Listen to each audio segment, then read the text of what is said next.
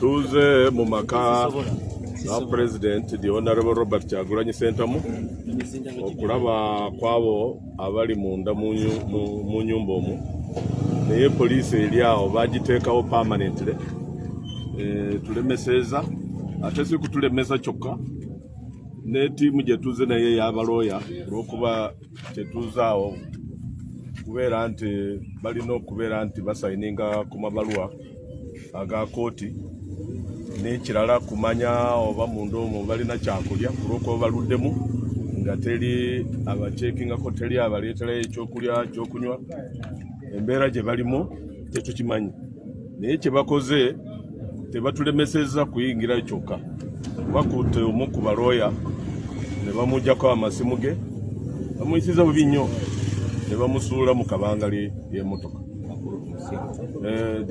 Kakuru tumusiime kanso Kakuru tumusiime era wotwogerera bakyamulina olw'okuba tulemeddeko nga twagala tutegeere waawe bamutwala ku poliisi ki tugendeyo batumanyi nti bajja kuba cooperative naye tebatuwadde cooperation yonna bwe kujja wano tujja kubeebazaamu abanamawulire nkubidde era ekituyambye muffe mubaddemu abadde n'ensimu eya IGP n'amukubira n'abuuza ani akulembedde delegation eyo ne bamubuulira nze kennyini kamwe koogera era abamumpaade n'enjogera naye ekivudde mu okwogera okwaŋambye nti nze sirina kinene kyakubakolera okujjako gamba ali awo omukulu w'abo abapoliisi agoberere chain of command kitegeeza akubire naye mukama we ekyo mu brief abadde adikirayinize okutuyamba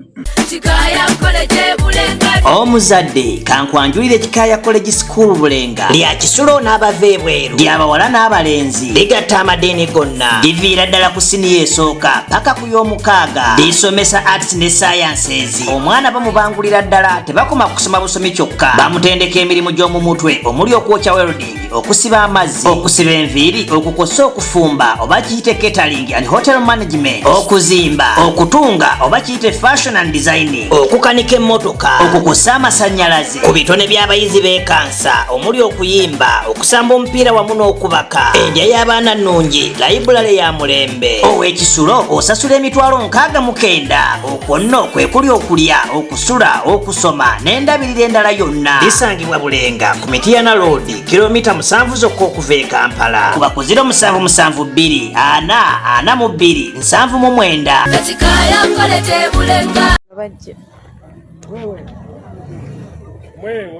mujja mukole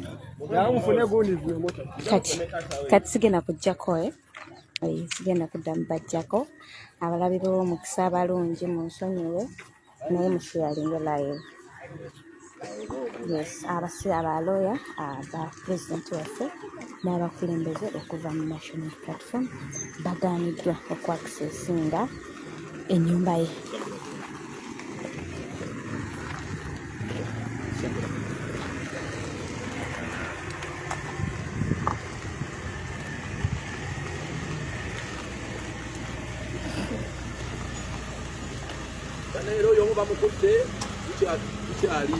lawyer ni gwe bakutte kansa asikadde mu patro ya police kakulu kyali mu fracas eyo. We don't know why police could arrest the lawyer. Omu ku babadde bazze okukyala n'okulaba kubali maka ga president naye wano kitusuubirawo nti police egezaako gobaganya bonna ne bannamawulire titulowooza nga kirina musingi mu mateeka bati lawyer wabazze mu maka ga president okulaba ku bantu ab'ennyumba ya president omuli n'omukuumi bwe batakkiriza kufuluma talina wajja kyakulya naye yeetaaga representation mu kooti. Embeera gye tulimu nti ate bwe tuze nga balooya kulembeddwa party president, deputy president, honorable Nambeshi ne ttiimu y'abalawyers ab'NUP n'aba Uganda Law Society. So wetuli esaawa eno nti lawyer omu bamuwambye akyali mu kabangali ya patrol. Ye konsanje tuyina tugende maaso wali sepa kugambye Kanso Kakulu akwatiddwa wansi babadde bagenze kulaba nti oba basobola okwogerako ne famire ya president waffe wakati awo mu kwogerezeganya akwatiddwa Kanso Kakulu abamumanyi obulungi Kanso waffe wa NUP abaddewo nnyo mu kwolereza abaana naddala abo abali makomera tubadde naye Kanso oyo ye bambi tewali lunaku lubaddewo nga tabeerawo akwatiddwa bazze ne bagamba bamawulire muveewo media mugema mbuyise emirundi emeka ebidirira si amunota asale bujja bubwo bujja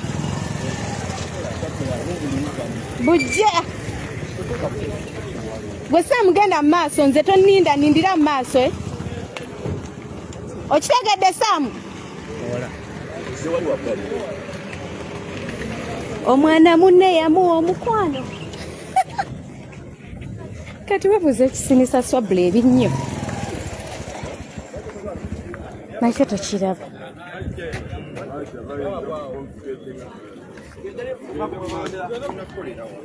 tukolere wano batugobe wano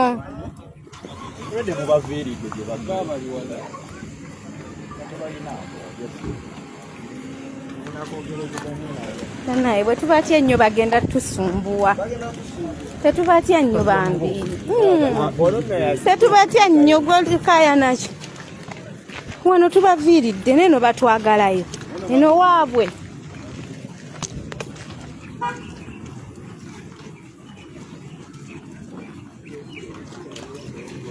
baabali bakomyere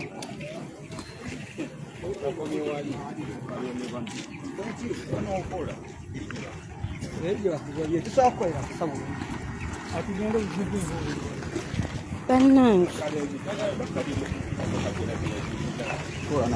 n'abatiitiizi nze bantama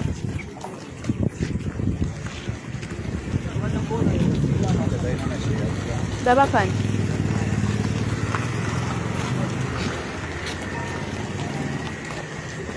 tubadde tusaba tukolere wano bassebo ne bannyabo tugende wali olaba kwekwasa emumaaso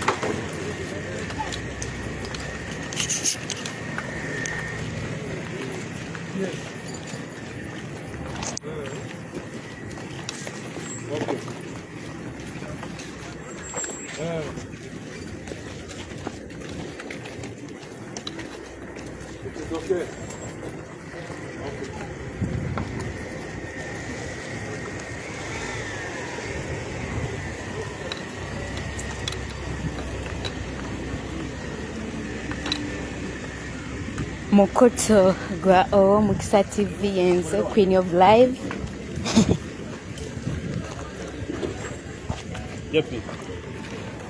Yapi.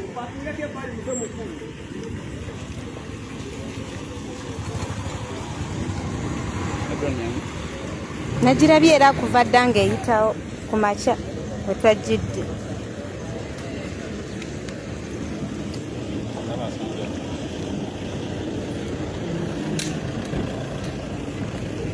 Wetwajjidde ku makya obedda atambulira mukala kamulo ka field ka UBM obedda yakavuga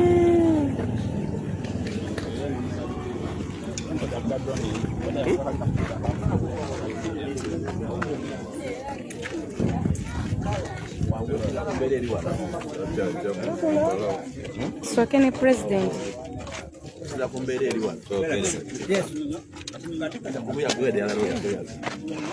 Dino utawanda nikakuriko. Baba. bakumikiza banga na banga Jana ya baja kuja.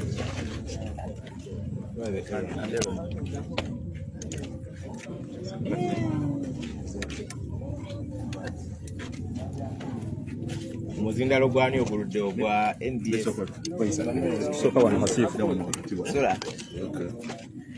Okay, are we good? Yeah, we All are. of us? We are. Okay, tutandike.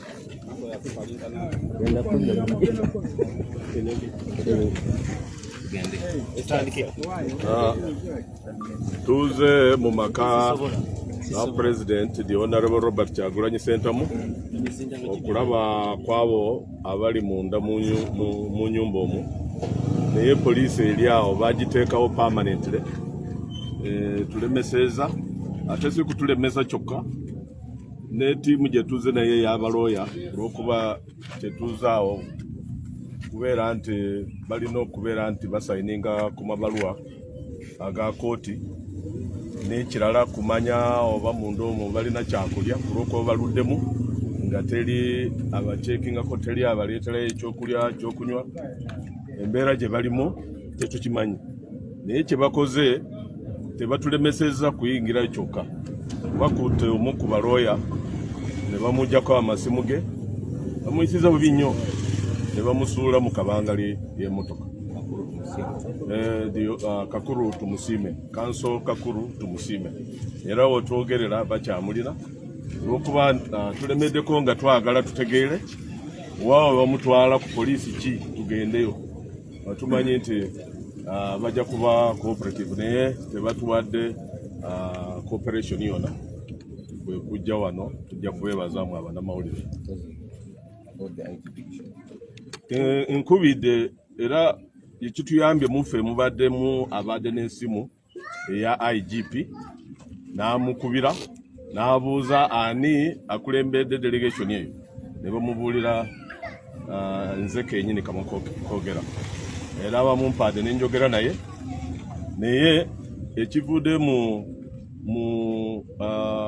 okwogera okwaŋŋambye nti nze sirina kinene kyakubakolera okujjako gamba ali awo mukulu w'abo abapoliisi agoberere chain of command kitegeeza akubire naye mukama we ekyo mu brief abadde declininze okutuyamba.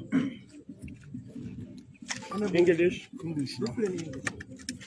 But Kyagulanyi Ssentamu, but also to find out what is happening inside there, because for time now, in Memorial, none has checked on them. We don't know whether even they have food.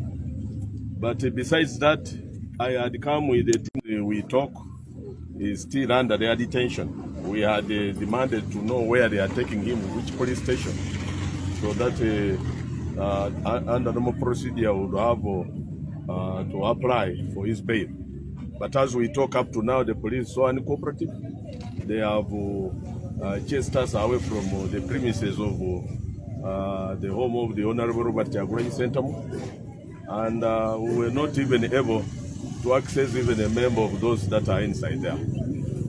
Good enough, one of us amongst the lawyers was able to access the number of the IGP. When he called him, he received, and it was delivered to me, I myself who is leading this delegation. As I engaged the IGP, eventually the talks were not fruitful. He declined to help us access the home, and instead shifted that responsibility to the one that was in charge amongst the police, that they should follow the chain of command. Technically, he was hiding behind the chain of command to decline to help us. So as we talk, we have withdrawn from the home, and they are still not clear about where they are going to deliver Kakuru, the council.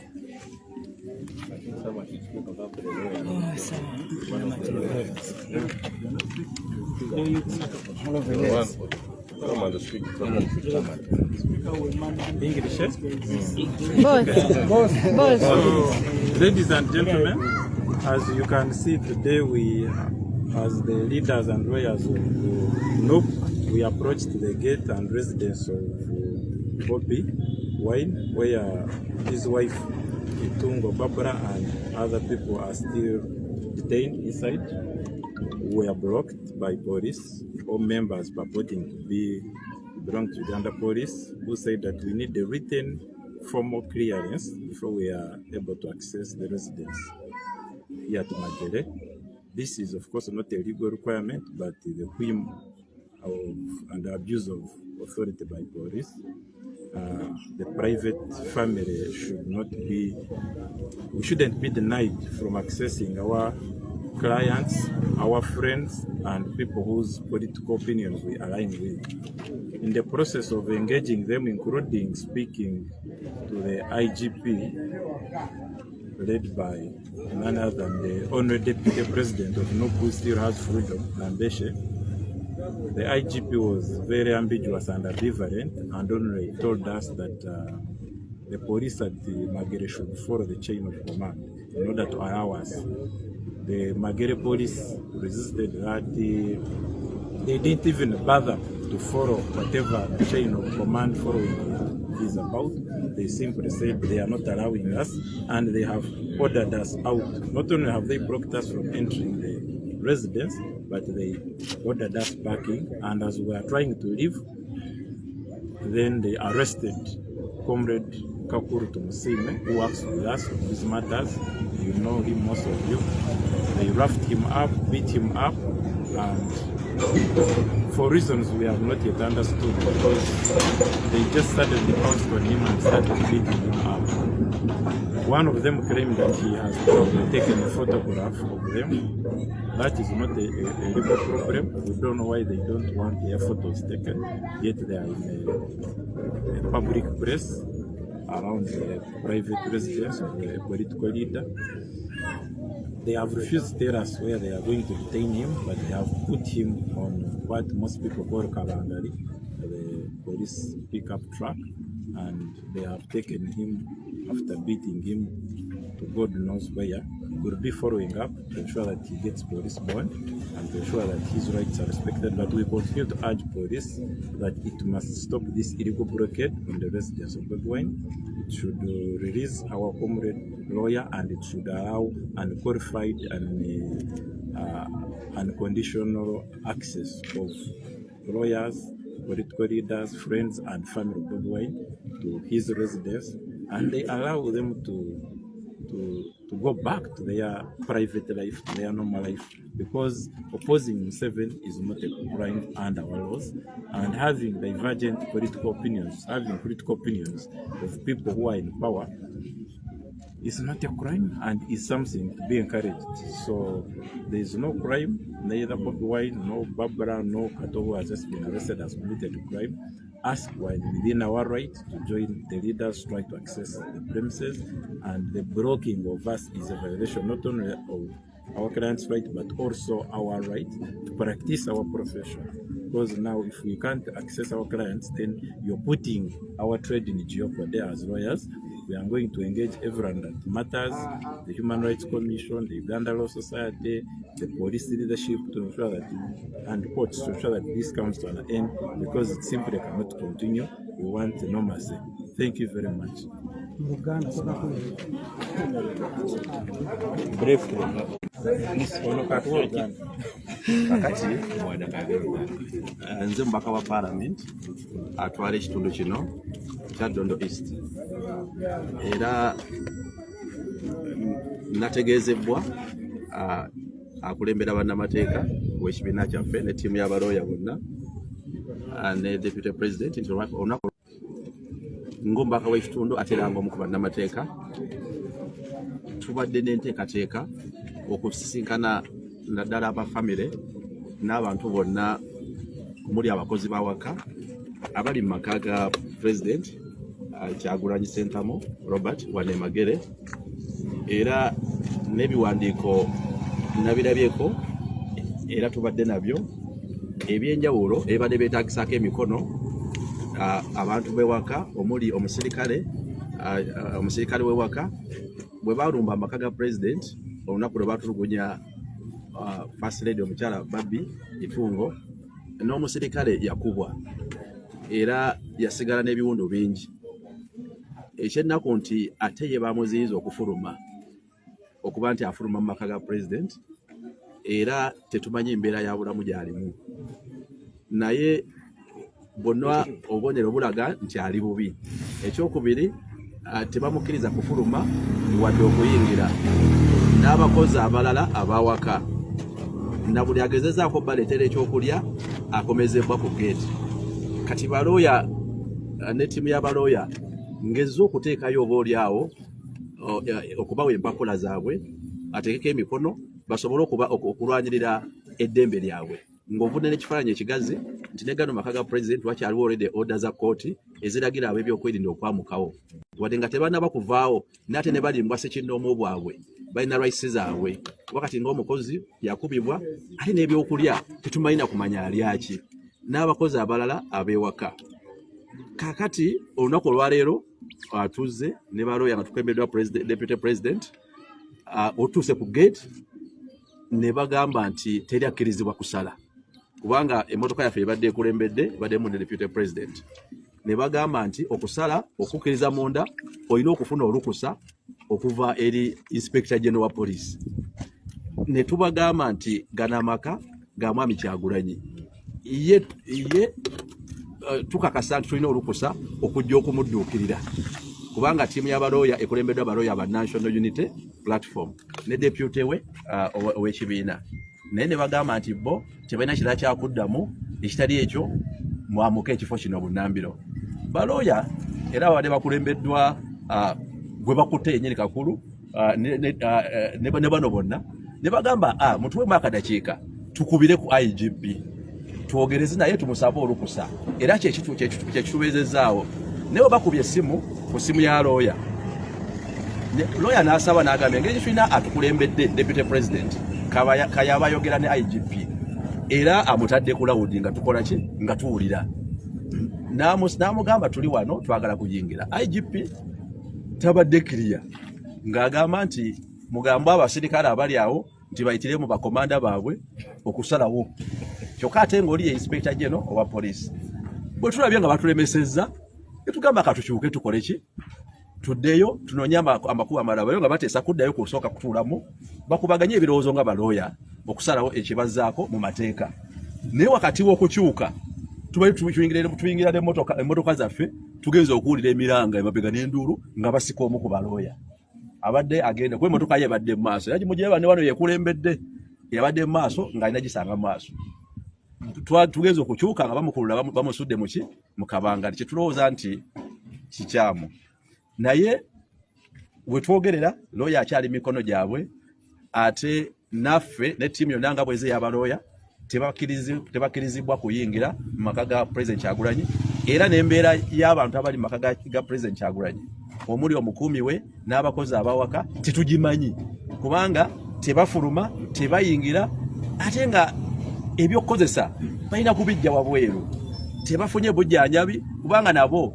be bamu ku baatulugunyizibwa bwe baalumba amaka ga president Kyagulanyi kyannaku naye tusaba bunnambiro ab'ebyokwerinda baleme oyisa olugaayo mu mateeka kubanga nze balooya badde bantegeeza ku nteekateeka eno bakulembeza kiragiro kya kkooti eragira dda poliisi enveewo kati poliisi gye balagira enveewo ate ekutte balooya abazogigamba nti kkooti yabagamba muveewo kikyamu ekyokubiri IGP nga inspector general wa poliisi tasobola tugamba nti ye talina buyinza bulagira nga tumutegeezeza kuba ategeezebwa mu butongole naye talina buyinza yebulagira ng'ate abasirikale abali eno bateeberezebwa okuba tibali wansi we aye tanyonyodde oba naye yeetaaga kufunayo amulagira mulala gwe yantugambye tukubire naye kati essaawa eno akaseera tetukyalimu kuba tetukkirizibwa ye atwalibbwawa ekyokusatu n'okwemulugunya nti embeera n'engeri bannamateeka gye bayisibwamu kikyamu kibi kiri wabweru aw'amateeka agamanyikibwa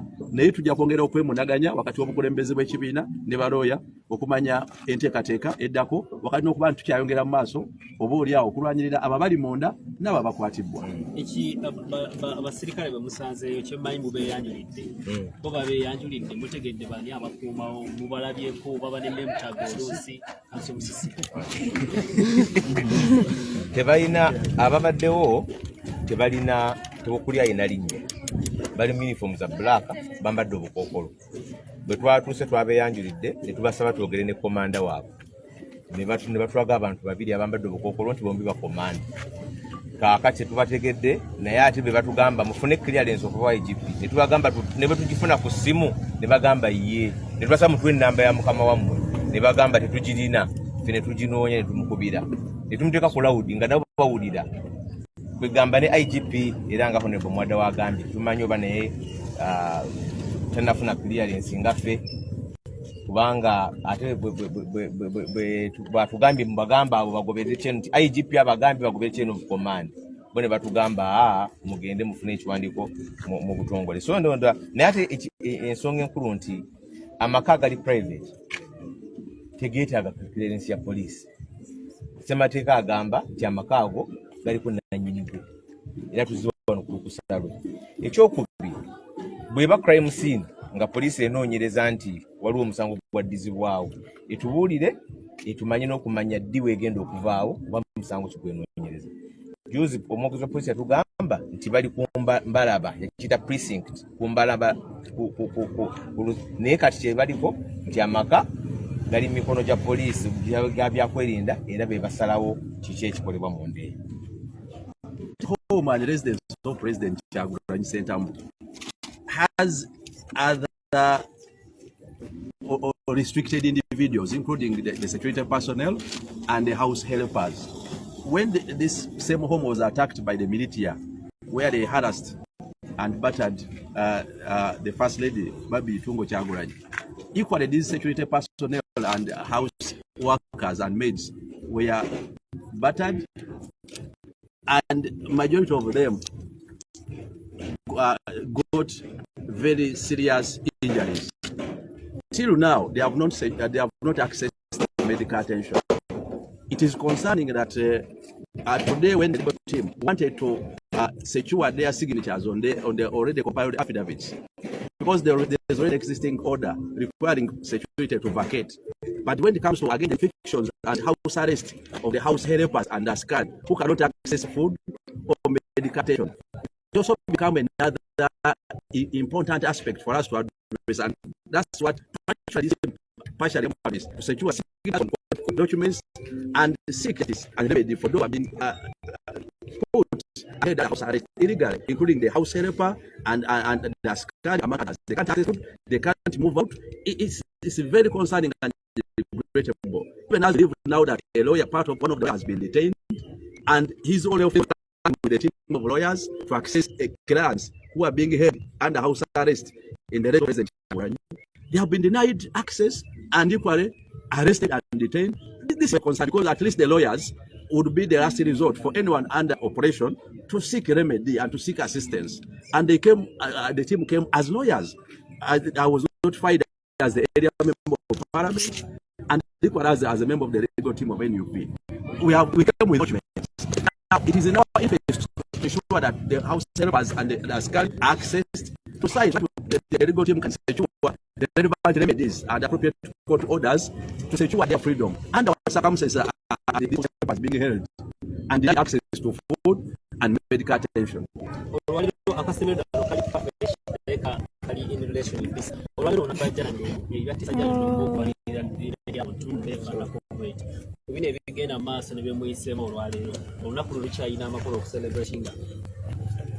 amakulu ate kino kisomooza eri abanamadini abakulira amadini olwokuba si bandize wano ewadi honorable Kyagulanyi bo be bandize wano olwokuba kino ate kinewunyiza oba nabo bakimanyi nti bwe twogerera tuze nga tulumirwa honorable Kyagulanyi family naye omanyika community namba eri affect abantu abasula awo abali kumulirwa n'abakozesa ebyo kati bali mu kafyu tebasobola kusuuka saawa 12 kati nabo balina testimony obujulizi bwe batuwadde nabo buli awo bubi ennyo so wano weetaaga kununulwa ate kati olunaku lwe lwandibadde ensinziiro yennyini ey'abamadi abakulu b'amadini olukozesa mu bulungi ne bajja wano ne banunula abantu bano community eno sikyanyireyuka naye community enamba yeetaaga okununula okuba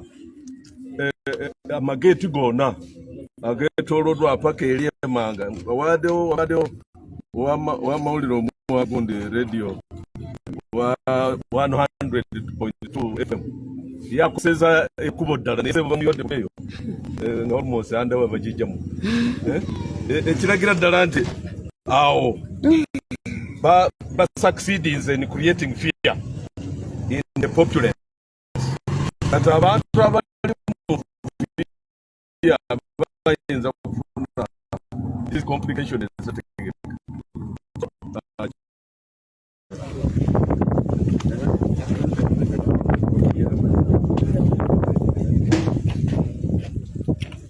oluvannyuma lw'okuba nga abadde aleese ekiwandiiko abantu bano nga baagala ku accessinga family ya Robert Kyagulanyi Ssentamu kusaana ebiwandiiko bye batwala mu kooti nga byetaagisaako omukono. Munnange looya Kansoka Kulu ye akwatibwa mulabye bamukubye endipo bagita ndipo engwala ti wansi ne bamuyoolayoola mpaka mukabangali. So kyekyo ekigenze mu maaso olunaku lwaleero. There is that area is network is being kale ndowooza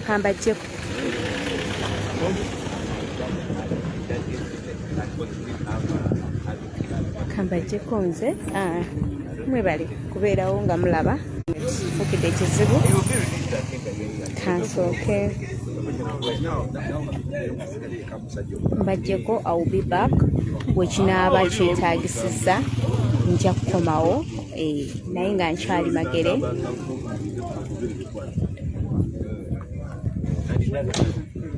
Kale mubeere bulungi mweraba.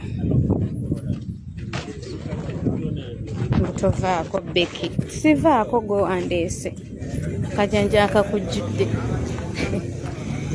sivaako gwe wandeese lindako naawe nga munneegayiridde mundeke Musa.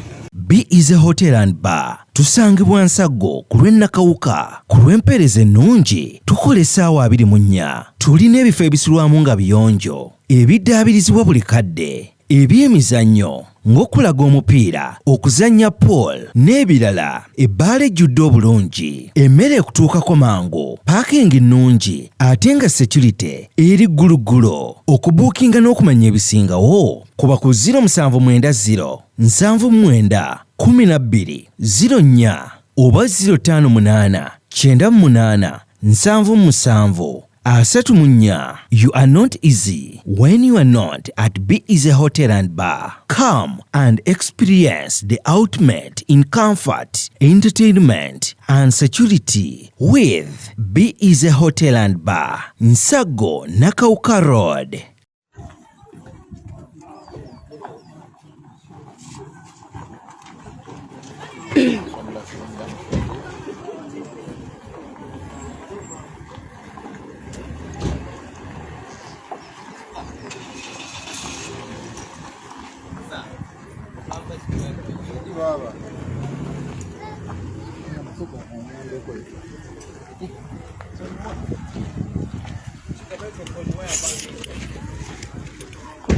Kale wotuuka tapping screen sharing live.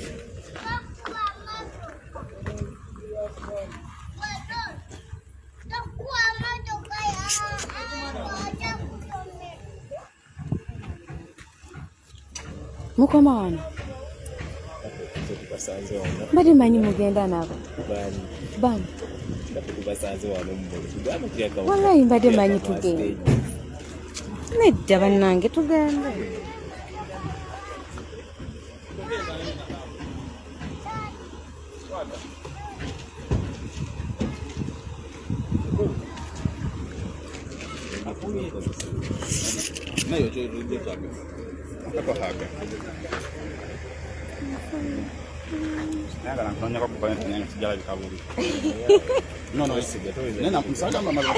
nekyo ekitufu nkimanyi oli buyaaye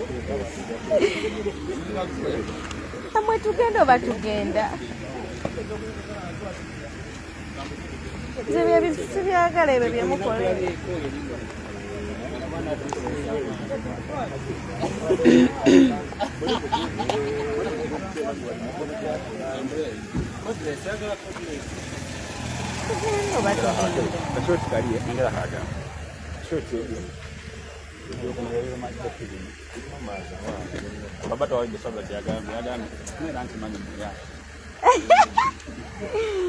era kimanyi oli muyaaye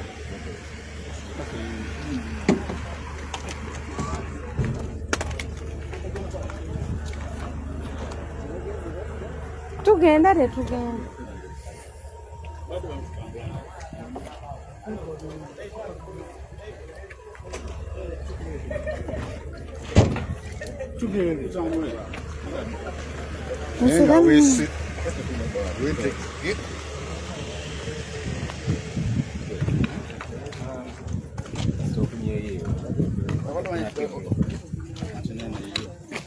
Aliku ow'Omukisa TV tuli mu kugenda maka ga mukulembeze w'eggwanga abakulembeze mu National Platform kosa ne balooya leero bali mu kulaba nti oba banaasobola okukkirizibwa okuyingira mu maka ge ate banyumyeko n'abafamire.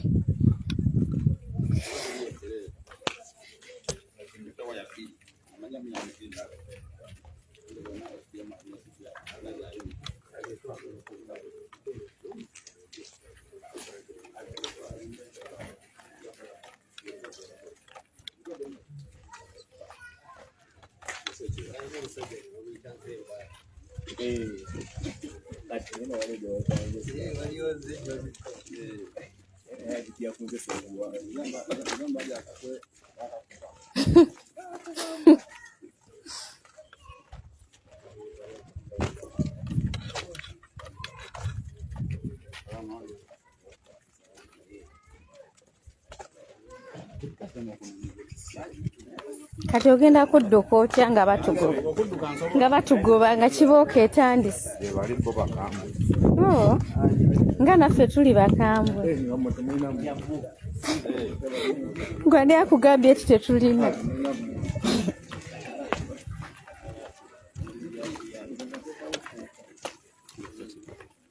Tewali kyekiriwo.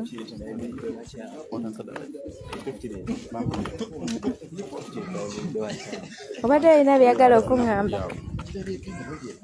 nti wano twatiddewo nga tumanyi kibooko yatandise. Simanyi badde sikavalinga zino story leero gwe gusoose.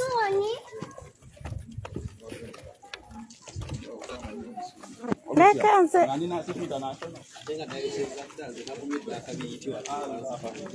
Baba, no one.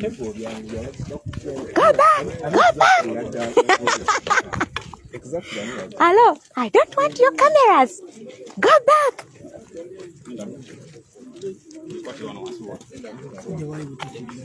Eh?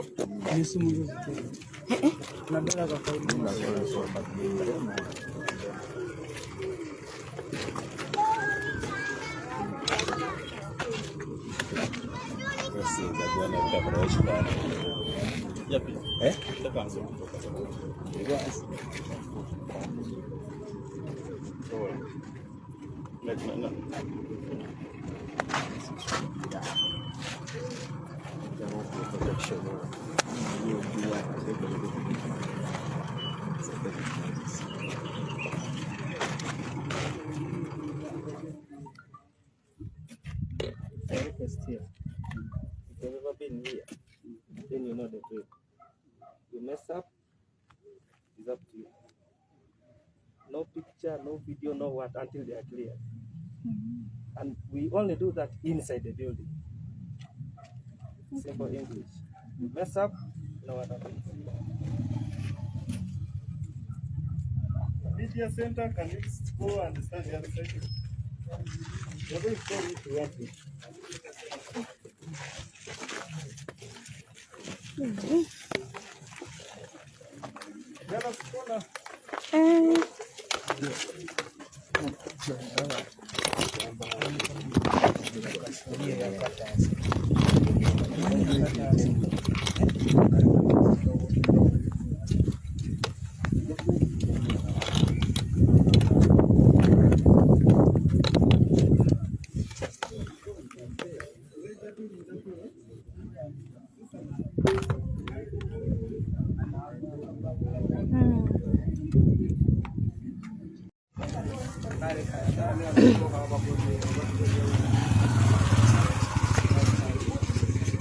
kale no tusobola okubbirayo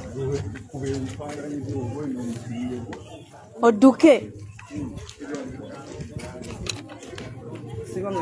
beeraawo njagala obeerewo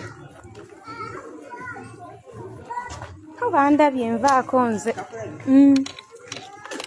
nange swabula nange siwulira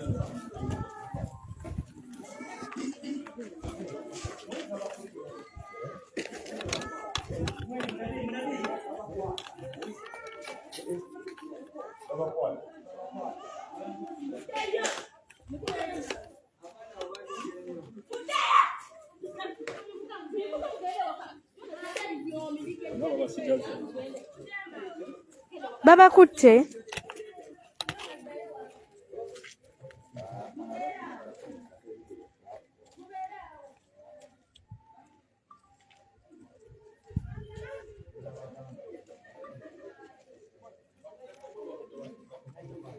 bakutte kato ndowooza omulongo omu omulongo omu bamukutte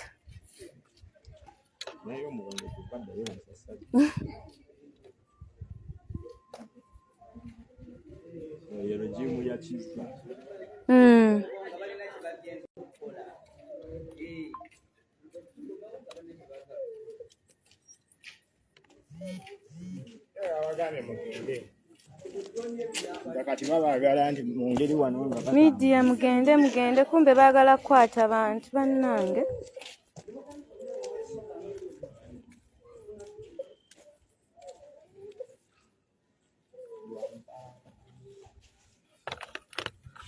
tugende nfune ne ku byokulya bannange enjala ennuma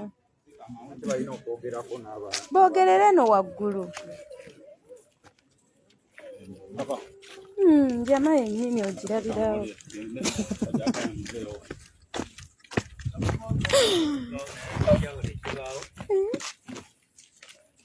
bamukkiriza wansi ndabanga gwe bakkiriza wansi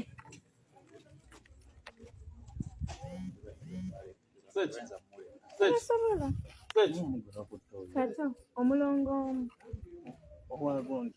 omulongo wange tumanyi bannaye bakanso balongo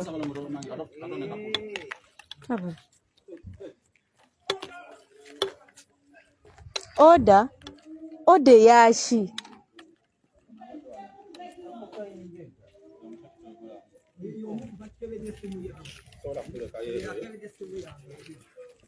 kale bakanso aba Robert Kyagulanyi abamu bakwatiddwa gemawulire gensobola obbawa babadde bazze kulaba nti baba nasobola okwakisesinga obadde ababuuza ensawo yaani naye musa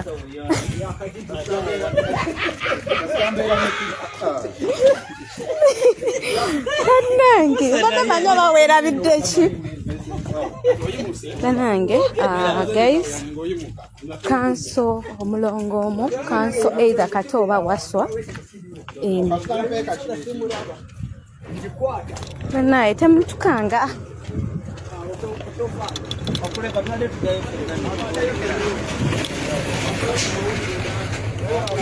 ani agakusabye naawe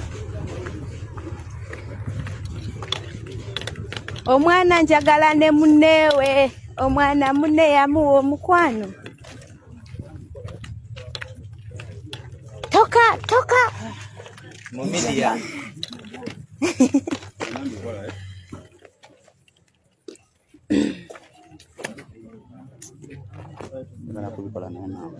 ndi live abantu bakoolera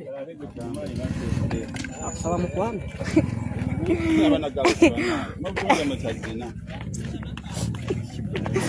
talina kyasalowoozaako mukama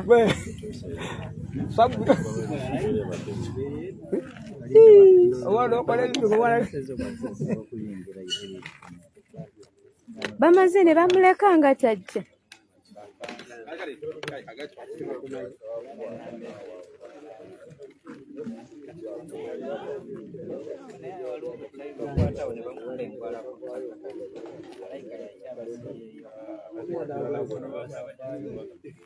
neggwe abasajja balina obwangu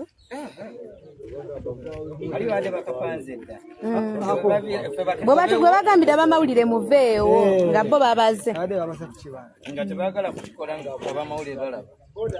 baabo nno bajja patreyi yejja